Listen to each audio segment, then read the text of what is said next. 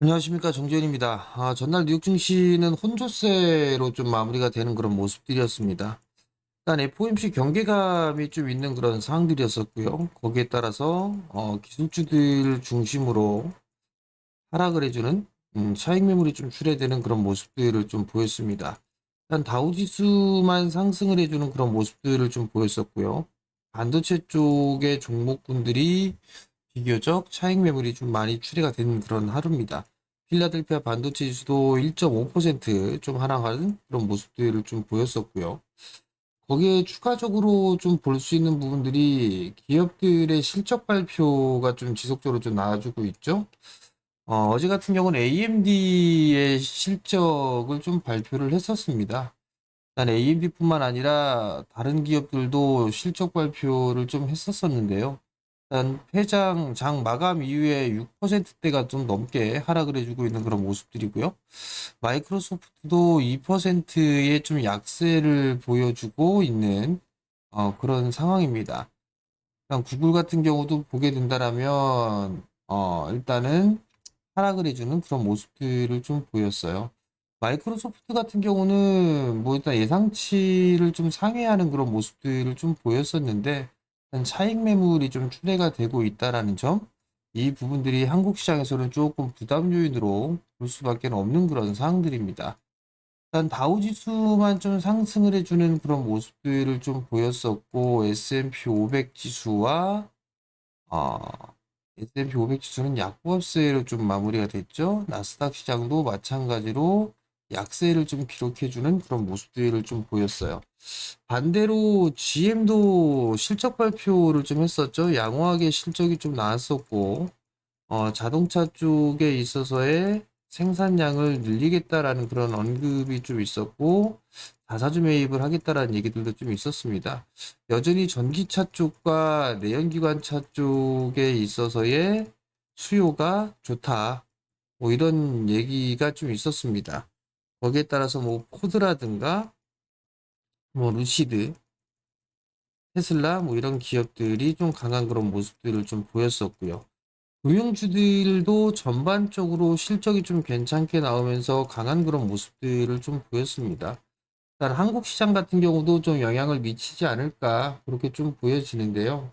우선 지금 기술주들이 좀 하락을 해주는 그런 모습들을 좀 보였었기 때문에 한국 기업들에 있어서의 반도체 쪽 섹터들은 조정을 조금 받을 필요성이 있지 않나, 조정을 좀 받을 것으로 좀 보여집니다. 결국은 많이 올랐던 부분들이죠. 삼성전자도 탄력이 좀 둔화되는 그런 모습들을 좀 보여주고 있죠. 일단 차트를 좀 보게 되면 삼성전자 같은 경우도 탄력이 좀 다소 떨어지는 그런 모습들을 좀 보여주고 있고, 수급 또한 마찬가지로 외국인 쪽에 있어서 이제 매도로 좀 전환되는 그런 모습들을 좀 보여주고 있고요. SK 하이닉스 같은 경우도 수급이 조금 불안한 그런 모습들을 좀 보여주고 있는 그런 상황들입니다. 61선을 좀 지지를 해주고 있는데 61선에 대한 지지 이 부분들을 확인을 해야 되지 않을까 그렇게 좀 보여집니다. 상대적으로 강했던 종목군들이 즉 저 PBR과 OPBR이 좀 있는데요. 저 PBR 종목군들이 상대적으로 좀 순환매가 좀 돌고 있는 그런 상황들이고 OPBR 종목군들에 있어서는 차익 매물이 좀 출회가 되는 그런 상황입니다. 일단 이 부분들에 있어서는 정부 정책이라든가 이런 부분들도 있는 그런 상황들인데 일단 주식이라는 것 자체는 기본적으로 베이스에 깔고 있는 게 성장이라는 이 키워드에 초점이 좀 맞춰져 있는 그런 사항들이에요. 저 PBR이라고 하더라도 일단 성장을 해 나갈 수 있는 그런 기업들 또는 뭐 특별한 그런 부분들이 있어야겠죠. 뭐 고배당주라든가 뭐 이런 부분들로 좀 압축을 해야 되지 않을까 그렇게 좀 보여집니다.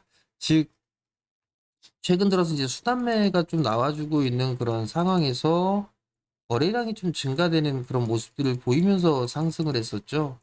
일단 최근 시장의 좀 중요한 부분들은 추격 매수를 하거나 하게 된다라면 꼭 이 손실이 좀 날 수가 있다라는 거, 그 부분들을 좀 기억을 하셨으면 좀 좋겠습니다.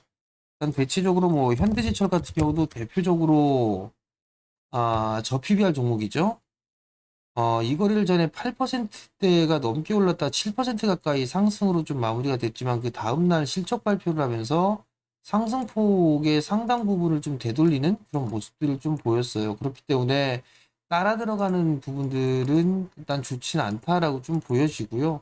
거래량이 터지면서 움직였던 그런 부분들은 긍정적으로 좀 볼 수가 있을 것 같은데 따라 들어가지는 말자 그런 말씀을 좀 드려보도록 하겠습니다. 뭐 대표적으로 보험사들 같은 경우도 대량 거래가 좀 터지면서 상승을 해주는 그런 모습들을 좀 보였었지만 따라 들어가는 것보다는 좀 조정을 기다리는 그런 전략이 좀 좋지 않나라고 좀 보여집니다. 여전히 저 PBR 종목군들 같은 경우도 마찬가지로 순환매가 좀 나와줄 그럴 가능성이 좀 높아 보입니다. 그렇기 때문에 저 PBR 종목군들 중에서도 뭐 오르지 못했던 종목군들을 찾아보는 게 조금 더 좋지 않나라고 좀 보여지고요. 시장에 있어서 오늘 한국 시장 같은 경우도 하락 출발을 좀 하겠죠. 야간 선물 시장 0.34% 하락으로 좀 마무리가 됐는데, 일단 시간의 거래 실적 발표를 하고 난 이후에 기술주들도 좀 밀리는 그런 모습들을 보였었기 때문에, 좀 더 하락 출발하지 않을까라는 좀 생각을 하고 있습니다. 일단 5일선 자리대 2490포인트대가 5일선 부근인데 이 자리대보다는 이 11선 자리대죠. 2475포인트 정도 때 이 자리대를 좀 지지를 하는지를 체크를 좀 해봐야 되지 않을까라고 좀 보여지고요. 코스닥 시장 같은 경우가 좀 더 변동성이 좀 크게 나오고 있죠. 810포인트짜리대를 좀 지지를 해줘야 됩니다.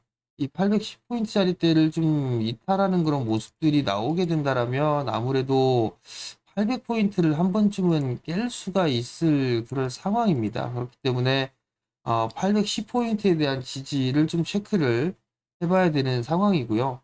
만약에 이 자리대에서 지지가 되고 반등이 나와주게 되려면 2차전지 쪽과 제약바이오 뭐 이런 쪽에 있어서의 섹터들이 상승을 해줘야 됩니다. 특히나 2차 전지 쪽의 종목군들이 상승을 해줘야 되고 시총 상위 종목군들의 두 종목이나 좀 들어가 있죠. 그렇기 때문에 이 2차 전지 쪽이 반등이 좀 나와주는 그런 모습들을 보여줘야지만 코스닥 시장도 강하게 좀 반등이 나올 수가 있는 그런 상황들이에요. 그렇기 때문에 지금 구간에서는 2차 전지에 좀 상승이 필요하다라는 부분들.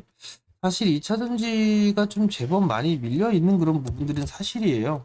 뭐 에코프로 BM이라든가 포스코 퓨처엠이라든가 이런 기업들 좀 제법 밀렸었죠. 뭐 포스코 홀딩스 같은 경우는 뭐 저 PBR 뭐 이런 쪽에 있어서의 매력을 좀 느끼면서 매수세가 좀 유입이 됐지만 하락 이후에 기술적인 반등이 좀 나와주고 난 이후에 조정을 좀 받는 그런 상황들인 것 같고요. 셋업체들 같은 경우도 LG 엔솔이라든가 삼성 SDI라든가 이런 기업들도 반등이 시작이 좀 되고 있는 그런 상황들이죠. 그렇기 때문에 양극재 쪽에 있어서도 흐름들이 좀 반등을 기다려보는 그런 타이밍이 좋지 않나라고 좀 보여집니다. 시장이 좀 상당히 어려운 그런 상황들이기 때문에 바닥권 종목분들을 좀 보는 게 좀 더 좋지 않나라고 좀 점을 말씀을 좀 드리고 싶어요. 왜냐면 올라가 있는 그런 종목분들을 좀 보거나 하게 된다라면 변동성에 좀 노출이 되어 있는 그런 상황들이잖아요. 변동성에 좀 노출이 되어 있는 그런 상황이 되다 보니까 등락이 좀 커지는 그런 모습들입니다. 그러다 보니 심리적으로 좀 위축이 될 수밖에 없는 그런 상황들이에요. 그러하니 지금 구간에서는 올라가지 못했던 못 오른 종목분들을 좀 본다든가 아니면 한 가지를 더 보게 된다라면 매수에 대한 부분들을 분할로 좀 하는 거예요. 평소에는 뭐 예를 들어서 5%를 좀 매수를 평소에 했다고 한다면 이 5%를 한 번에 하는 게 아니라 두 번에서 세 번에 좀 나눠서 매수를 하는 게 좀 더 심리적으로 좀 좋지 않나라고 좀 보여지거든요. 단적으로 좀 예를 들어 보게 된다라면 여러분들한테 말씀을 드렸던 지오 엘리먼트 같은 경우 좀 보자고요.